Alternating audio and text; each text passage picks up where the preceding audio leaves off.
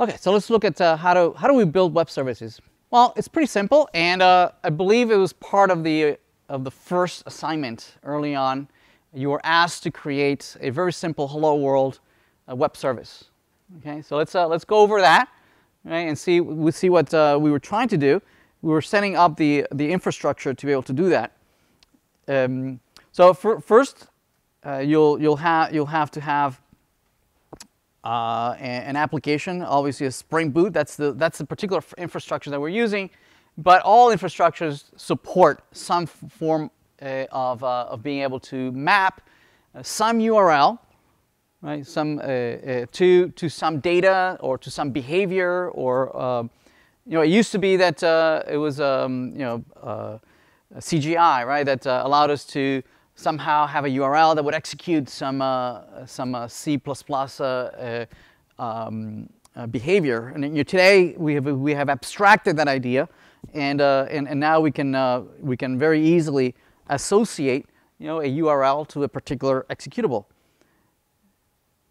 So here's something that you might have already seen in when you were setting up the environment earlier this semester. That being able to create a hello world service. So this is just a plain old Java class. There's nothing special about it until you start annotating a couple of behaviors here. In particular, we can annotate this as a REST controller. REST controller.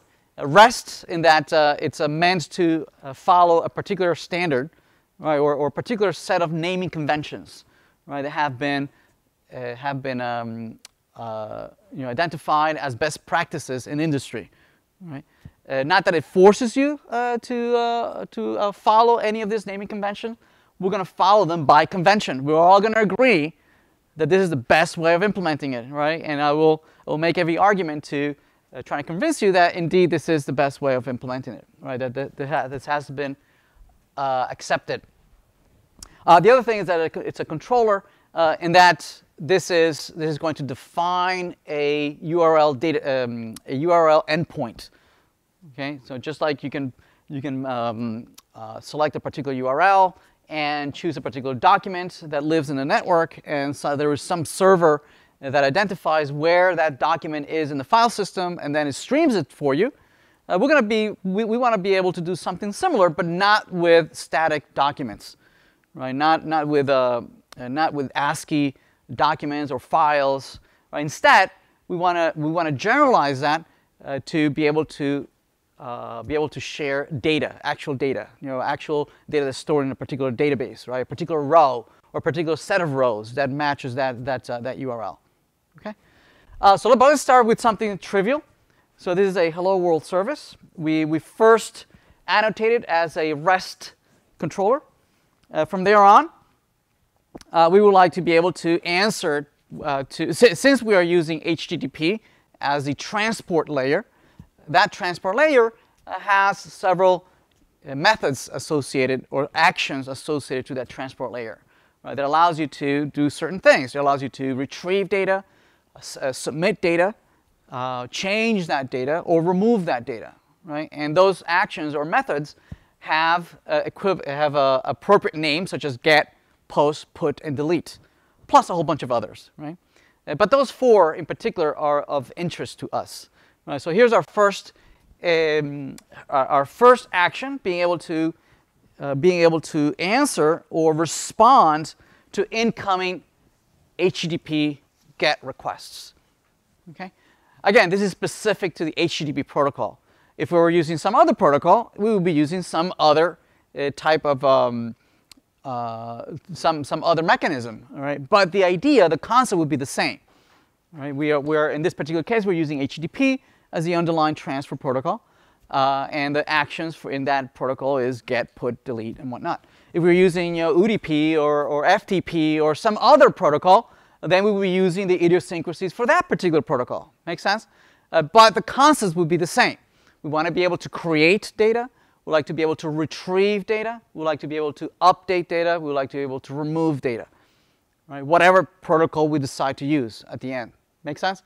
We happen to be using the most common protocol, right? The easiest protocol. Back then, HTTP has become the de facto standard. It doesn't have to be HTTP, but it has become the de facto standard only because it was such an easy way to create these back when, at the turn of the century. It was very easy to set up an HTTP server.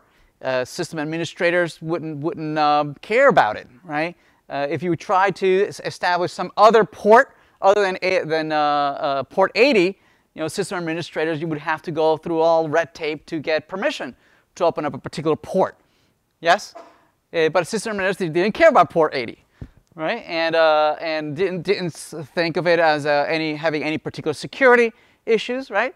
So it became very, very popular to build applications around the HTTP protocol, right?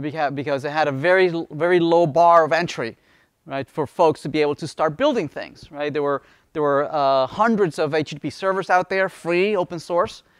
So in 2 lines of code, you could have an HTTP server up and running, right? Instead, if you wanted to use Corba or some other much more sophisticated infrastructures, it had a lot more to deal with, right? That have a particular executable. You had to have the right permissions. You had to have all sorts of red tape to go through, and that just went by the side. It just just didn't pick up. Right? Picked up a little more in Europe, but not so much here in the United States, and eventually died out. Today HTTP is pretty much the standard that when you're going to build transferring data across machines. So anyway, here we have a simple GET request, and we're mapping it to just a /hello. So presumably there'll be some URL /hello, and it'll be mapped to execute this particular function. Right? And when you execute that function, whatever that function returns, that's the data mapped to that URL. Right? If we hit it with localhost 8080 /hello, it returns the text hello world. Right? And that's it. That's a very, very trivial.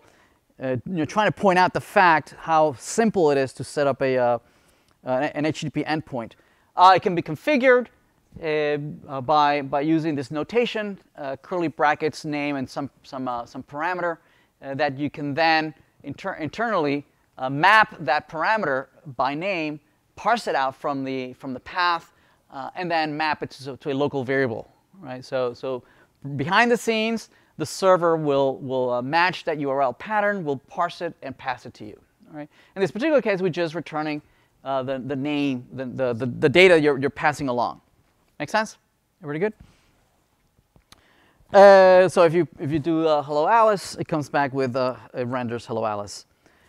You can also pass data across to the server, not only as data encoded as part of the path.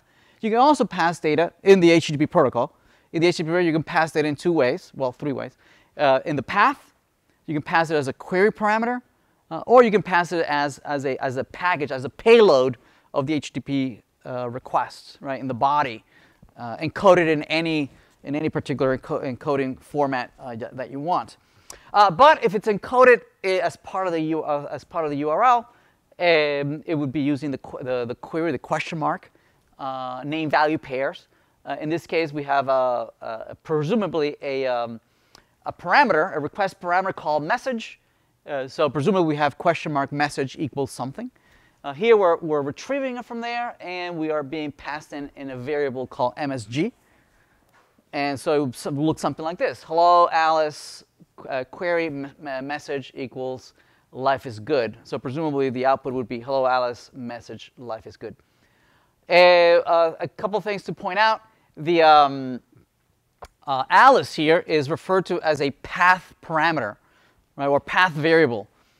So the data is being encoded as part of the URL. Right? Whereas the message is being encoded as part of the query string. Okay? Just to point out, right, because it might be in the quiz next week, and make sure you want to understand the difference on how to encode this. And we'll see a little later, when would you encode data as either part of the URL or as part of the query string, as part of the path, or encoded as part of the query. And there's a good reason to do it one way or another. All right, we'll talk about that in a minute. Here we're just looking at the mechanics. Right? We're looking at just the mechanism. So not only can you encode data as part of the path. Also notice that we're just returning just a plain old string. Not only can you return string, you can return entire objects. So here's a simple object. This is a Java class, simple Java class message that has two attributes: the text and the createdAt, and they both have default values.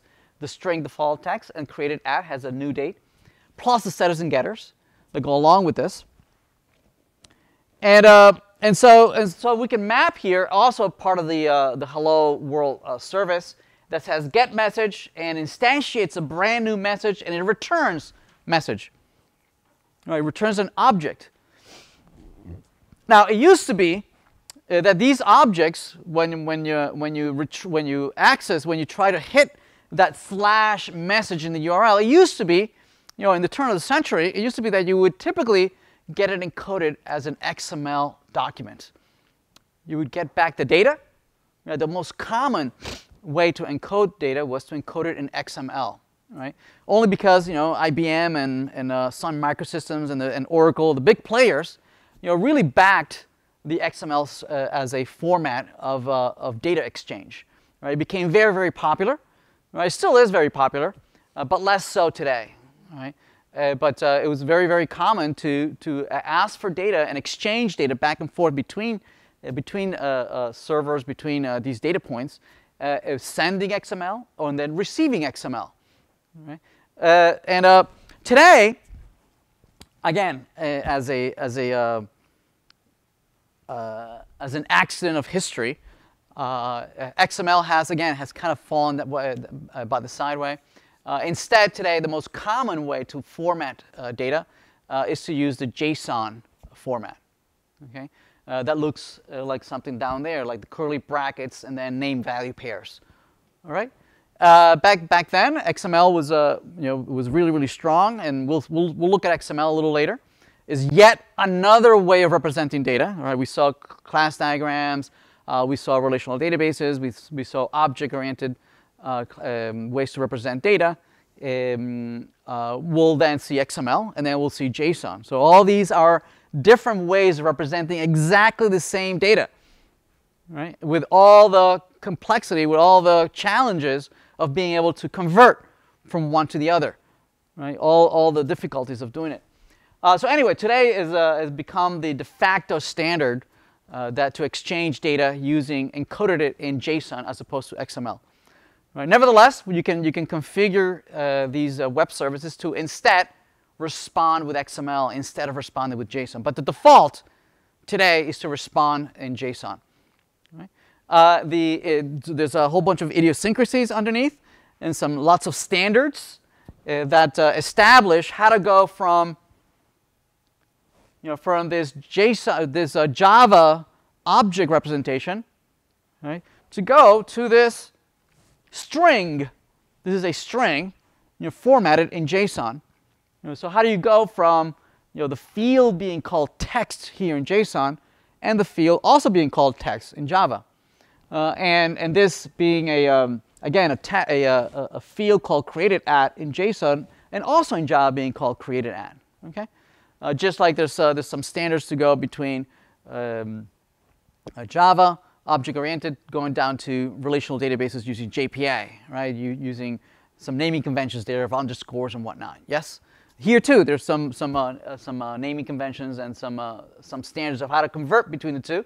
Right now we're using the default conversion, right, where the fields are called exactly the same way.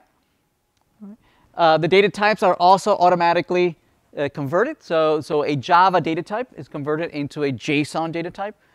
Java integers are converted into JavaScript integers and whatnot. Yes, JavaScript just has number, right? Doesn't have floating or integers and things like that, right? It has just number.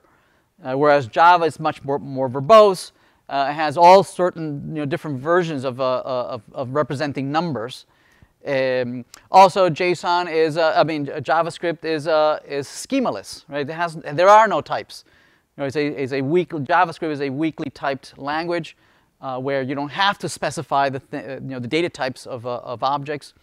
So that introduces a whole set of issues on how to go from some place where you're very strongly typed, going to something where it's weakly typed or no types at all.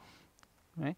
In that sense, XML was a much better solution, right? Where XML there are schemas there. You can specify the different data types, and not only the structure of documents, not only the structure of the data, you can also specify the data types of each one of those fields, right?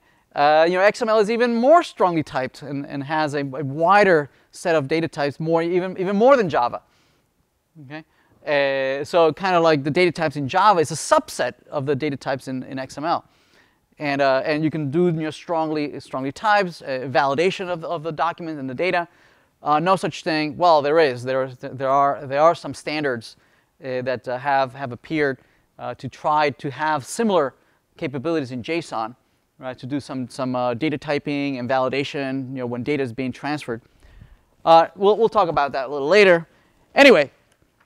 So that's retrieving data, as you would expect. Get in the HTTP. Yes. Does disabling JavaScript in the browser affect the JSON request, like the request that we get from the services? Well, the browser will automatically ask for JSON, right? And it will pass it in the MIME type as what it's expecting, right? And the server will respond in kind and says, oh, you're expecting JSON. I'll send you JSON.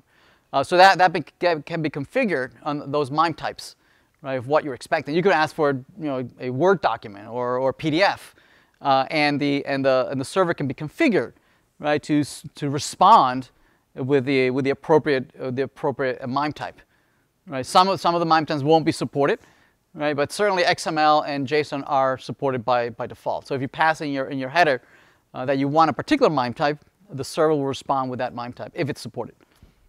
Right now, JSON and XML are the ones that are supported by default. What was I? Right. So we were retrieving data, and as you would expect, we were using HTTP GET, right? HTTP GET for retrieving data. For sending data, we've seen already that we can send some data. Through HTTP GET, we are sending data as path, right? We're passing it as query, right? But that's a very limited way of sending data, right? And it's not the preferable way. We would send data like this only for filtering purposes, or for part of a query, or part of sending some predicate. Right, so to retrieve some data that has some parameters, right? That's what we would use. Instead, if we want to send actual data, like a payload of data, instead we would not use get. We would use instead post. Right? First of all, get the HTTP GET request has many limitations. One of them is that the data that is passed along in the URL is plain text. Right? It's so definitely you don't want to be passing around data that is might be compromising data. Any private data you would not pass as part of the URL query. Yes. Also, it has limitations on the size of the URL. Right. Oftentimes the browser will truncate the URL if it's too long. Right? So if you're passing lots and lots of data, it could not be guaranteed that it might be actually make it to the server. So only just those two are worth considering alternative ways of passing data. So HTTP post is a much better solution when you're going to send payloads of data, lots of data, large objects that you're going to pass to the server, to the web services. And like the name suggests, post allows you to send data, right? So you want to create, and we'll see in a minute, we'll use it for data creation. Right, when you want to send data to the server for storage, for permanent storage, right? So post, HTTP post, allows us to encode the data encode the data as part of the HTTP body. Right? When the HTTP when it gets generated and sent over to the server, the data can be that request, that HTTP request, is made up of a header, right, and also is made up of a body. Right? In that body, you can put whatever you want. Right? You can put, it could be a text file, it could be an attached file, like a PDF file, a Word document, an image that you're sending over to the server. It could be large documents that you can send over, or you can send lots of just plain old text data. And that text data could be formatted in any number of ways that it could be formatted. Right? It could be formatted in XML. Right? It could be just plain text. It could be HTML that you're sending over. Or you could be sending JSON data. JSON data has become one of the most common things that we're sending over to server as part of the HTTP body. Yes? But you can send any sorts of things. Right? It could be a form that you submitted, right, that you filled out, and you're sending, and that goes in the body. Right? The most common thing to send today is JSON. And the reason JSON has become so pervasive is because as the web became more and more popular and folks were using it more and more, folks started to consider using it as a development platform, right, for building actual software, right? And as we build more and more software, these pieces of software were running on a remote server. And typically, the user interface that interacted with these centralized servers was a user interface is built on HTML and JavaScript. Right? And this JavaScript, more and more, needed to go back to the server to fetch data. And the native data representation in JavaScript applications was JSON. That's how JavaScript represents its own data. So it became very, very popular for these centralized servers to provide data in a format that was useful for the client, for whoever needed this data. So that's what drove out XML, right, and made JSON being so pervasively common today as a way of transferring data amongst systems. But before JavaScript, XML used to be the most common way of sending data across. It used to be, but typically it was not JavaScript clients, but these would be standalone applications, right? Perhaps applications that you install on a CD. Remember those? And you installed on your local machine and made queries to some server. And oftentimes it was either a proprietary encoding, right? If it was for a closed system, or if it was integrated amongst multiple systems, it would more likely was XML, right? That was being sent across between your desktop application and your centralized server. More and more, these desktop applications were replaced by HTML and JavaScript clients, and as that became more pervasive, then JSON displaced XML. So say we want to be able to send data to the server. Presumably, we want to perhaps send a user object, either because we are registering or logging in, or we're sending a new user. Some system administrator is creating a brand new user. And we have just these two fields, username and password. We can create a URL that is mapped to a post by use, instead of get mapping, use post mapping. Meaning that we would have to send a post, an HTTP post to this URL endpoint. And the endpoint would be localhost/API/user. And the data, presumably, instead of being encoded as part of the URL, instead it would be encoded as part of the HTTP body, or the body of the HTTP request. So it would need to be parsed out from this body, and presumably we would need to parse it out from a JSON representation into some Java representation. Okay? All that can be accomplished very easily by using the request body, the @request body. The request body says parse out the JSON from the body, right? And instantiate for me an object that has the same schema and parse all the attributes in the JSON object and populate the equivalent Java object. Okay, instantiate it and use the setters and getters. Yes? Sorry, stupid question, but when you say body, what are you referring to? The HTTP, when it's generated, when a request is generated, right, and as part of the transfer of generating that request, right, is a header and a body, an HTTP header and an HTTP body. The header will have the IP address where the request is meant to go to. We'll have a timestamp when the request was generated. It'll have an IP address, who's generating the request. We'll have all sorts of things in there. Cookies. We'll have the encoding, the MIME type that it's requesting, the MIME type of the data payload that is being sent over, and then the server needs to make sense out of this, right? It parses the HTTP header. And the header will say, oh, well, I have data in the body. It's formatted in this particular format. It could be XML. It could be a PDF document that I'm uploading. It could be a Word document that I'm uploading, an image. Or it could be plain text that can be parsed out as a JSON object. So HTTP body automatically looks at the HTTP body that's part of the request and instantiates for us whatever we tell it to instantiate. In this case, we're instantiating a user object. And what it'll do, it'll look at the JSON schema, right, of the username, of the name value, name value, name value.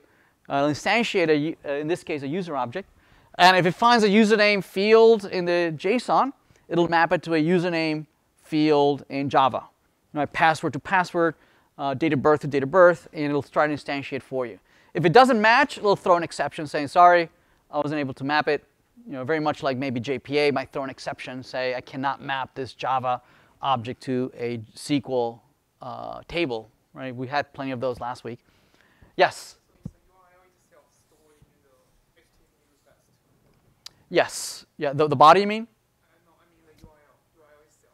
Yes. Yep. It's stored in where? It's part of the header. Yep. Also the IP address, where it's coming from and when it's going to.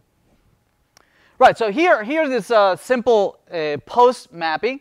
Says that I'm sending a user instance, presumably in JSON. And what we're doing here is we're turning around, and the only thing we're doing here is echoing back the data. We're not doing anything to the data. We're just echoing back what you sent us. Right? So there's two conversions happening, right? From JSON to a Java instance, and then a Java instance back to JSON. So if it echoes exactly what we sent it, then it worked. Right? That make sense? Yeah. Yes. Yeah. Where is getting the data from? Is it are we assuming that whatever web application this is running on, that web page is generating JSON? Right. Good question. So a page by itself would not be able to generate a post. Browsers all by themselves can only generate a GET. If you create a form and you submit the form, it will generate a post, but it will not format it as JSON. Right? It'll format it in a form encoding, form encoding. So to generate a post from a page, you would have to use JavaScript. JavaScript would be able to generate a post programmatically. Or there's plenty of tools that would allow us to do that, such as Postman. Actually, let's demo this. Let's play around with this. Postman would allow you to generate this. So let's do that.